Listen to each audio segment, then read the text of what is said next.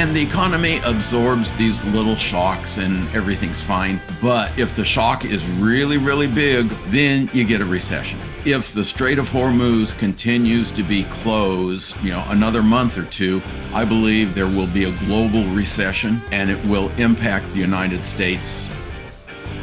Hello, everyone. Welcome out to another episode of the PMP Industry Insider Podcast, where we take a look at what is changing in the pest and lawn industries, and we take you to the front lines, to those that are driving those changes. I'm Donnie Shelton, owner of Triangle Home Services, which has Triangle Pest as well as Triangle Lawn. And with me is AI's favorite pest and lawn accountant, Mr. Dan Gordon. Dan, would you like to say good morning, say hello to our sponsors, say hello, introduce our guests, as well as talk a little bit about the peer group so we can jump into this? You bet. Dan Gordon, PCL Bookkeepers, CFO work for the pest and lawn industry, as well as exit planning.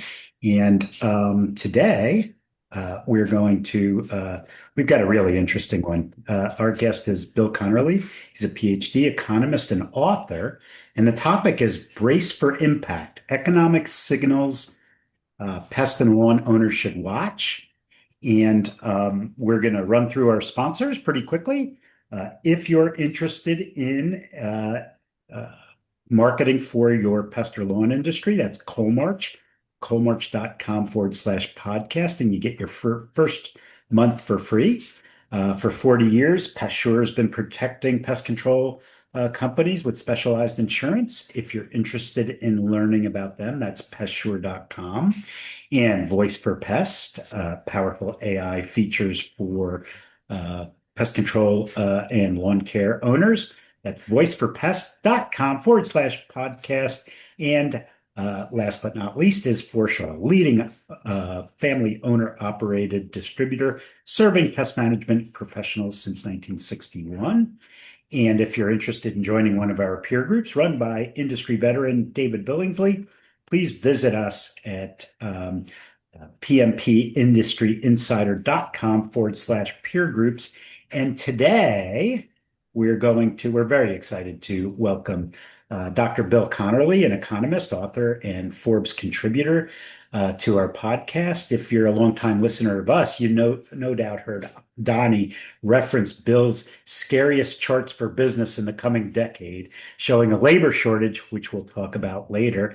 Bill is the author of the monthly Biznomics newsletters. Bizonomics newsletter, and several books, including Biznomics and The Flexible Stance. He's currently chairman of Cascade Policy Institute.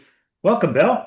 Hey, great to talk with you guys. Yeah. Great to have you on board. I'm super excited to have you here. And yes, this is true. I have referenced your work quite a bit with our industry because I feel like at the end of the day, we talked before we started recording, we were talking about this briefly, but I feel like labor is one of our biggest challenges, and it doesn't matter if you're pest or lawn, any kind of, I would say blue collar home services type work, it is just, it's a big, big challenge. So maybe just big picture, Bill, it would be great for our listeners to hear, I mean, obviously we introduced you, but maybe just a little bit about your background, kind of what you've been up to, and then maybe we can jump into that topic a little bit more as we get into that, as you introduce yourself. So.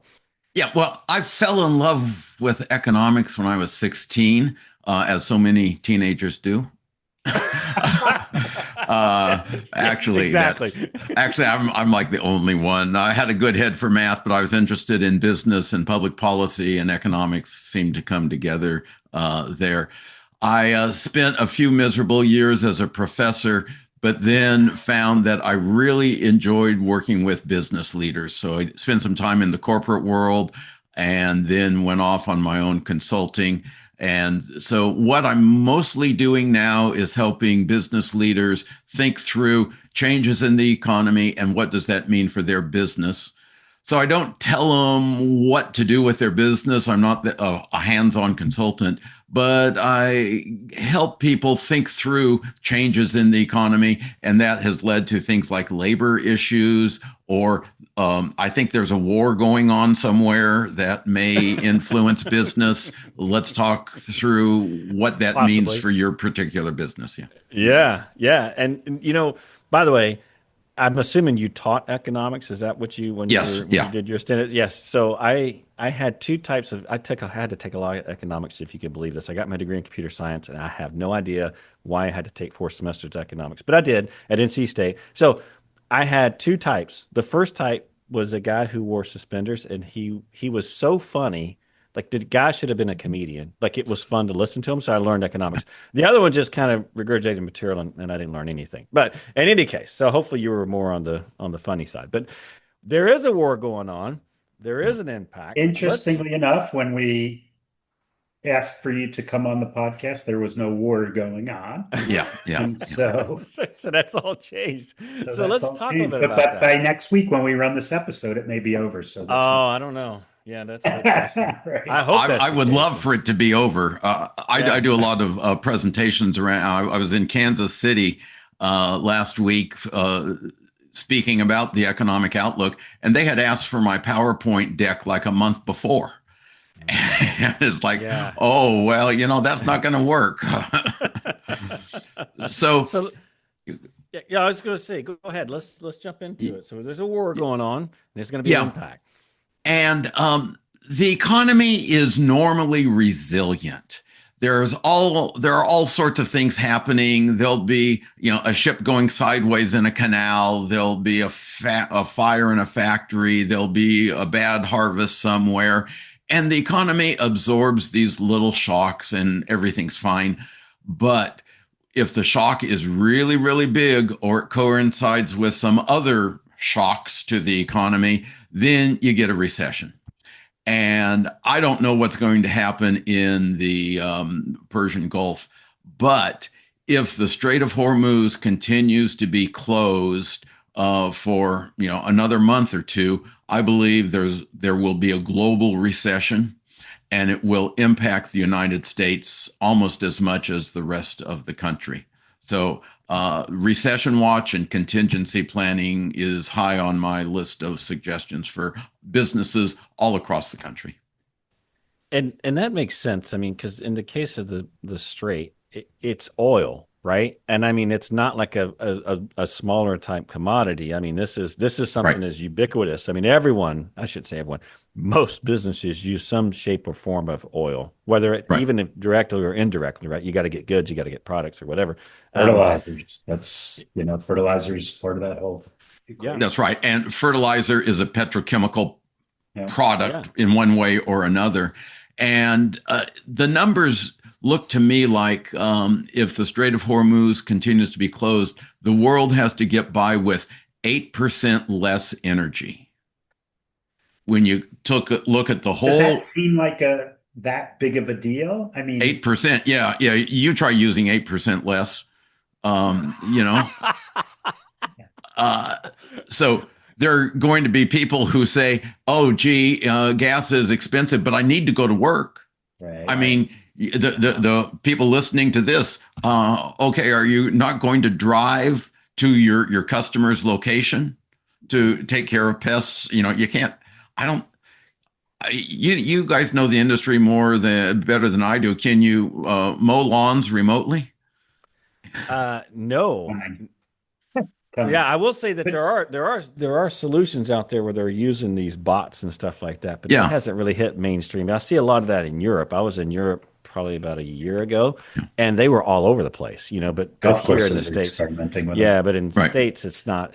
And I mean, listen, it has to be a very specific application. The lawn has to be flat. It has to be, that they can go out and grid it out. I mean, obviously here it's a little bit different, but you brought up something that I want to dig into a little bit because I've heard this before, which is, I can't remember which guest was telling us this, and Dan, back me up, but I have heard the economy is already in a recession if you're not associated with data centers. Like if you split the data. That was an economist who was on stage at Legislative Day for that's right. Yeah. He did a slideshow, basically said the U.S. economy is in recession, but for these data centers and everything around it. And I'm assuming that's why the stock market, like, how do you have $100 per barrel oil? And the stock market is going up and whatnot. Is that? Yeah. I think what the person was saying was that the increment of growth was largely driven by data centers, but that does not mean we would be in a recession without data centers. And the fact is, the construction of data centers is pulling resources from other areas. Mm-hmm. So if Boise right now has under construction a major data center and a major chip fab, if you wanted an everyday warehouse built, you couldn't find an electrician or a plumber to do that work. Right. So they are, the other sectors look weak because their resources have been sucked out by the construction of data centers. So it's not nearly as bad as that sounds. But the economy has been growing at a moderate pace, slower than in past years because of the labor issue. We had been getting, I'll hit you with some numbers and you just fall asleep whenever it's comfortable. 3%. Well, Dan's here. Inflation adjusted, the economy has been growing for years at about 3% a year. And we get 1%, 1 percentage point of the 3 from labor growth, more people working, and the other 2 percentage points from productivity, more output per hour worked. Well, the labor growth has turned to zero. Wow. Under the Trump administration. We had been getting 3 million people a year net moving into the U.S. back in the last year of the Biden administration. Now we're at about 0 net immigration. So our total economic growth goes from 3% to 2%. We're still growing. It's not a recession, but it's not growth like we have had in the past. So keep that in mind. So one of the things, though, that, we both, Donnie and I, have been in this industry for a long time.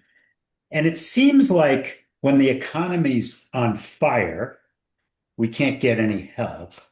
Right. But we get plenty of work. When the economy's in 2008, 2009, when it goes, through the floor, the customers aren't buying, right? So somewhere in the middle, we don't want this rocket economy and we don't want a terrible economy. We just want to plug along because then we want the threat of a recession, not an actual recession. Yeah. So then we get customers and we get employees. But how do you think about that? I think that your perception is right. Most of the time, though, we are in a more moderate situation. And it's those extremes that are going to give you trouble.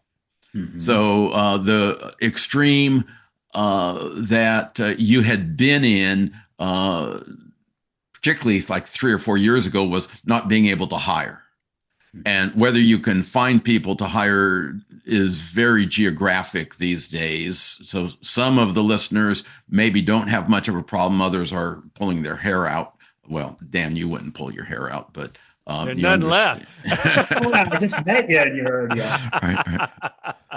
But I think that if we go into a recession because of the oil war, the Persian Gulf, then you may find that you've got enough employees as out of work people cut back on their home landscaping.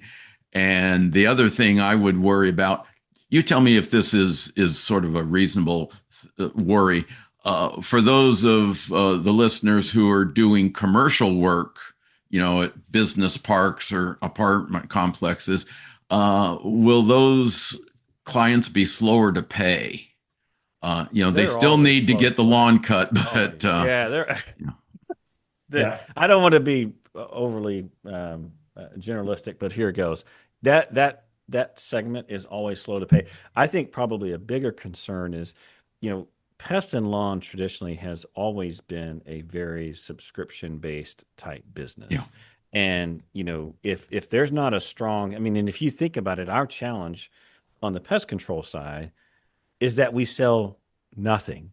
Like if I come to your house, Bill, and I'm like, I'm Donnie, I'm coming out, I treat your home. And at first, right, you have some rodents or whatever. I'm not making accusations here, just saying. Let's say you got all that. And then I get rid of them. And then I put you on a plan and I'm coming out every quarter and I'm doing my job. If I'm doing my job well, you are going to see nothing. right? And so over time, what that turns into is the value kind of depletes, and then the customer says, we don't need you. And then there comes the rack and stack of the economy. We're gone, right? And I Yeah. can say the same thing for lawn. Lawn is a little bit more visual, but it takes time. And it's usually it's a pretty easy target when times get tough, right? It's like, do I want a green lawn or do I want to eat? And that Right. Yeah. decision Sure. gets made pretty Yeah. quickly. But you know, we've referenced your work quite a bit. You created what we call the scariest chart for business in the coming decade, and I reference this chart quite a bit because it's something that's a real pain in our industry, and that is, it almost seems like the next fight that's coming, at least for home services, I think blue collar type work, is this competition for labor because, you know, for me, and again, being overly generalistic, most kids in America today are told to go to college so that they don't have to dig a ditch, so they don't have to do, Right. basically blue collar work. And they're not required, typically, generally speaking, to do stuff at home because there's folks that'll come out and do that. And so here you have this shrinking labor pool who was told, hey, you shouldn't be doing this work. But there's also going to be an increase in demand because we don't know how to do that work, right? And so it's really, at least I feel like this. Dan, you can disagree. By the way, we disagree a lot, so don't be surprised if this. But to me, I mean, I'm kind of the front line here. We live in Raleigh. I mean, we operate in Raleigh, we operate in Charlotte, we operate in Houston, right? These labor markets are very, very tight. And the immigration thing you talked about, we didn't really have a problem with that before, but what we have seen is other industries are pulling more from what's out there. Does that make Yeah. sense? So where someone, and what it's doing is, of course, labor is like, the expectations are The a lot inflation higher. rate on labor is way higher Yeah, than the exactly. general inflation rate. So So maybe can you talk a little bit about that scariest chart, and then maybe walk through like how you came up with that, and then like where do Yeah. you see that going, and does AI solve any of this, right? Because I realized Yeah. back when you did this. I'm not sure if AI had as big a footprint as it has now, but can we just start there because I think that Sure. would be a good topic for our listeners. Sure.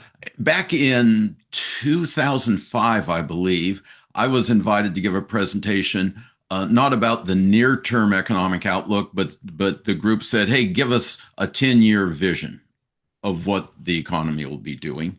And that was fun. And one of the things I did was I looked at the demographics, the age group, baby boomers. The peak year for births was not right after World War II. The peak year was 1957. And so we have the baby boom born, and then their kids, and in the like 70s, 80s, and 90s, we had a big slug of people entering their working years, and at the same time, women entered the labor force in greater number. It used to be that 30% of adult women worked, and that went from 30% to 60% of adult women were in the labor force. At the same time, we were, so uh, managers got sloppy. Managers knew that there was a line of job applicants willing to work at minimum wage, or, if they had a little bit more skill, minimum wage plus a buck or two. And they could be not great managers. They could say, "Hey, Conerly," I'm quoting my first manager at a discount department store. "Hey, Conerly, time for a haircut." I'm like, "Oh God, I don't want to get fired. I'm making $1.60 an hour," which was, By the way, Dan hasn't heard that one in a while, but keep going. So. well, no, the tattoos, the earrings, and the nose rings. That's Uh-huh. So the people who are managers today are particularly in family businesses, are the children or perhaps grandchildren of the managers who had a labor surplus. But now the baby boomers are aging out of their working years. The next generation aging in, the folks who are in their early 20s now, there are no more of them than there are boomers leaving. So the native born American labor force is not growing. If there's going to be any growth in the number of people, say 25 to 65, it would have to come from immigration. and American voters said, hey, let's vote for the guy who doesn't want immigration. And whether you like it or not, it's just the fact that that's the world we're living in. So, get more productive is what you're saying. So how about if you divide the labor force into different buckets, right? So Sure. if you say that AI is going to replace a lot of white collar jobs, I just saw that KPMG today is asking 10% of their partners to leave, right? Yeah, right. They're all, all AI is coming and whatnot. Are these people going to go into the trades, probably not making anywhere near the kind of money that they were making? Right. And does that make up for it? And then how does that high level white collar guy become a high level white collar guy when all of those low level white collar jobs go away? How do you train that guy? Yeah, that's a tough issue. There is a lot more interest in the trades, and especially the skilled trades. The ones where you have to spend 2 or 3, 5 years as an apprentice to be an electrician or a plumber. And a lot of those apprenticeship programs are full. They just haven't geared up. We certainly need more electricians, but we're not geared. And nurses, the healthcare, there are a lot of non-college degree healthcare professions. And people are going into that. I don't see a lot of people saying, "Oh, gee, I'd like to mow lawns," or spray for bugs. That's maybe happening, and it's maybe something that they should find out about. But I think that with the low immigration, the folks listening here today are probably going to still feel the tight labor market, even if the white collar jobs are automated through AI. Right. So, and I have a go ahead. Go ahead. Well, I was going to say, after I did this presentation talking about the demographics, I started noticing articles about labor, and I'd never been sort of a labor specialist, but I started seeing academic reports about what works in employee retention and that kind of thing. And so I have spent a fair amount of time, and what I'm doing when I give a presentation is the 3 keys that I suggest people think about in a tight labor market are, you use the word productivity, employee retention, and recruiting, in that order. And a lot of people think, oh, I need workers, I need to get better at recruiting. And yeah, maybe you do, but productivity is number 1. And I don't know how that applies to your industries. But if there's a way to make people more productive, doing more work in less time, that's the thing, Well, let me just say also, it's massive. It's at least 50% of the P&L in both industries. You're running at least 50% of your P&L is labor in some shape, form, or when you put managers and service technicians in office, you put all that together, you're going to be at 50%. So it's a massive deal. It's a really big deal. I want to kind of transition a little bit here. So we talked about this war that's going on, which may or may not be going on by the time this airs. I hope it's not. And then we also talked about this whole idea that the labor pool is not going to expand, which is going to create a challenge, even with AI replacing some of the white collar work.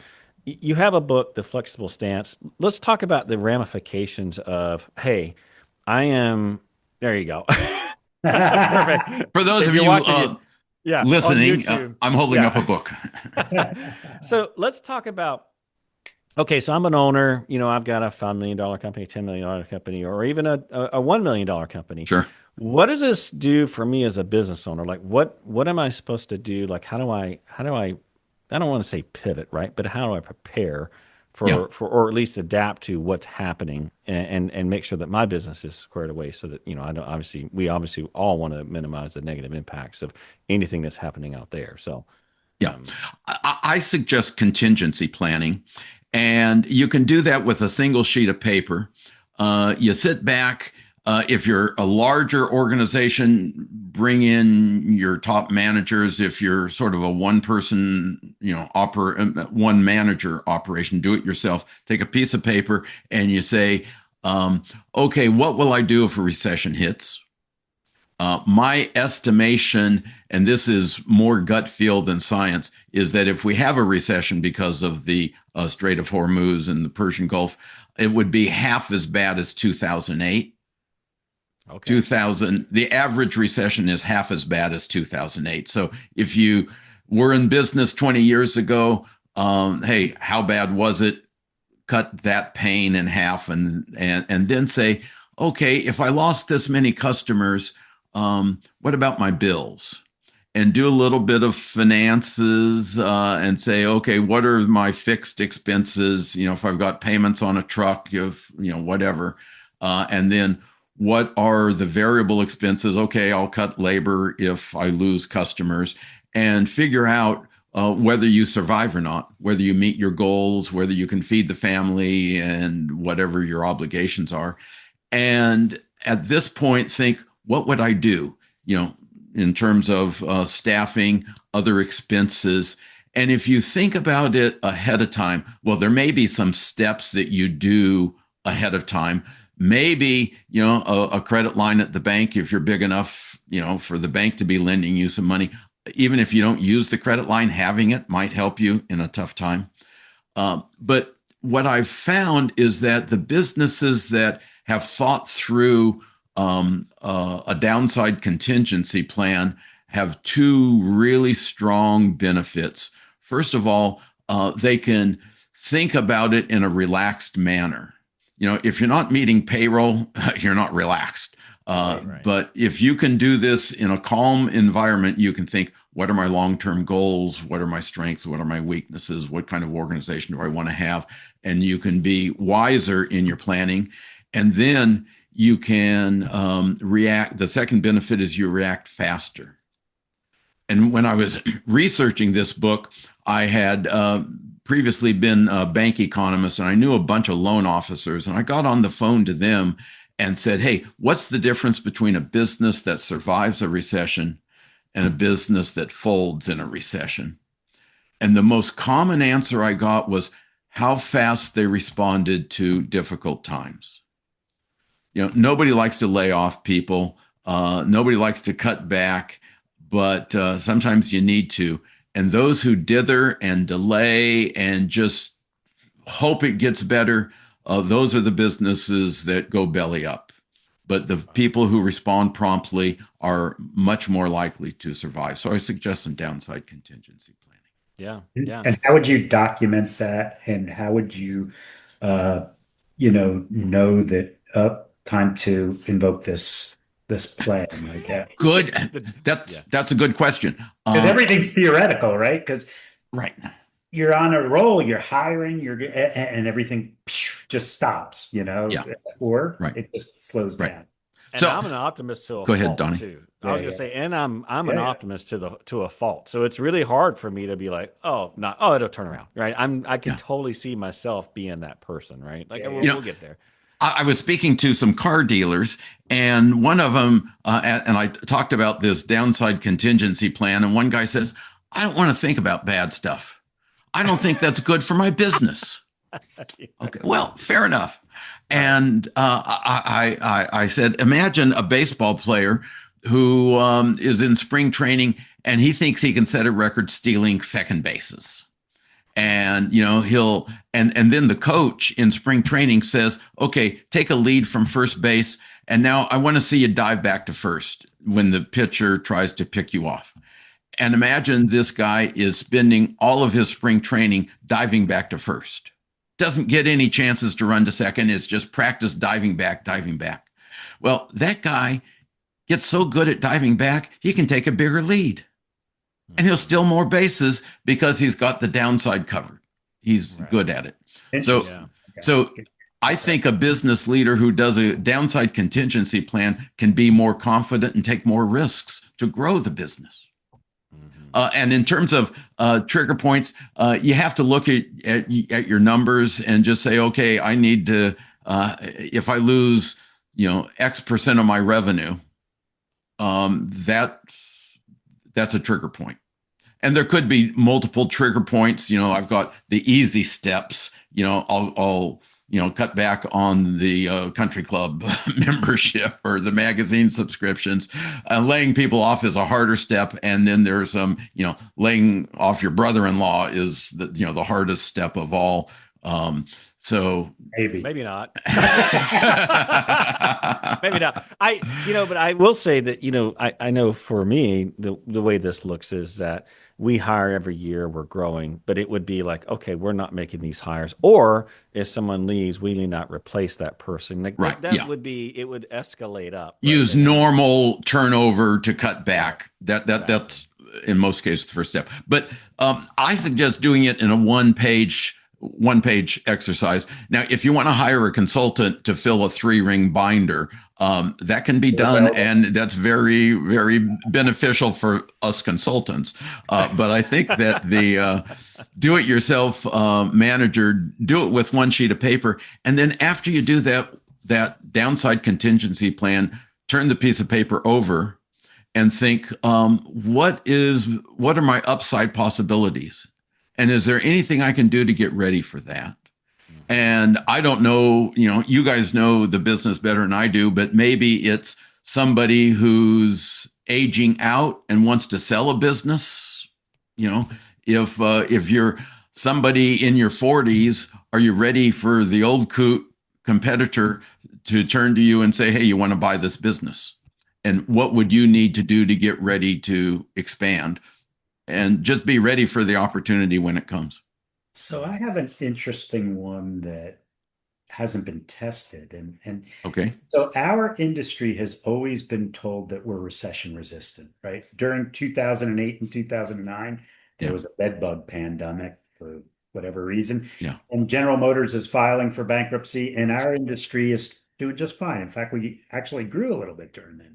During COVID, we were told that, the government said we were an essential service, so we were able to go out. So we didn't lose any customers that way. And that's the way we've grown. However, over the last 10 years or so, we've had a new form of marketing, and it's door-to-door direct selling, right? Yeah. And the door-to-door selling is basically going to your house and saying, listen, either we want to take the contract from another competitor, or you might not even know that pest control is something that people buy on a subscription, right? So you're expanding the market, but essentially you're buying something that I'm offering, whereas prior it was an emergency service, like the Yellow Page, right? Sure. We were one of the biggest,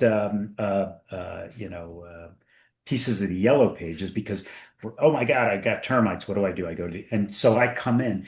And the industry, I would say over the past 10 years, maybe 25, 30%, Donnie, you correct me if I'm wrong, has grown door to door. So that door to door piece is kind of a luxury as opposed to a necessity. What do you think? Yeah, that's interesting. And that aligns with we're doing subscriptions for everything else. How many streaming services? I don't know how many streaming services we have and other stuff. But if somebody loses a job, I think that person's going to sit back and say, okay, what do we need? Where can we cut? And you may, on the pest side, be more sensitive than ever before. Mm-hmm. And I think, truthfully, it puts a lot on the company, because if you're talking protection, if you're talking prevention, that's a very different conversation than kind of what you were describing, Dan, which is where if the company doesn't do a good job of hammering that down, then it does become one of those things that's easy to rack and stack and cut it, right? It's really about the perception and how it gets framed in the customer's mind. And I agree with you. I mean, I think the door-to-door companies could do a better job of that, as far as selling the prevention and protection piece. And certainly, not everyone that they sign on a contract has some sort of pest, right? But at the same time, if that messaging is not strong, it absolutely will get the cancel when it comes for the recession. So we're coming to the end here. I want to just real quick, Bill, for you, if you owned a pest or lawn company today, top strategic moves you would make over the next 12 to 24 months. And then after that, we'll finish out. What do you think that if someone's listening to this, like, obviously we're not gonna put the Nostradamus, and we're not gonna give you a crystal ball, but just some things that you think that, hey, here's some things you need to think about over the next 12 to 24 months. Yeah, I think that number one we're recording this end of April is recession contingency plan. Make sure that you survive if there's a downturn. And, if there's no downturn, okay, you just spend an hour, putting notes on a piece of paper, shove it in a file, and there may come another reason to look at this in a year later. And then it depending on your stage of life. There are a lot of people who started businesses who are now ready to retire. In their 50s, 60s. I have a friend who runs a lawn care business who's 70 years old, and he's out there working with his people. And, I'm like, hey, buddy. Yeah. Do you really like it that much? Right. So I would suggest thinking about your exit plan. And if you're 40 years old and you do not envision exiting, then I would think about, hey, how do you work with those who are exiting? How to get to know them, how to make sure that you're in a position to benefit when somebody wants to sell. Yeah, and that's an overarching theme in all home services right now, is this whole M&A frenzy, the private equity, strategics, and local businesses as well. Yeah, for sure.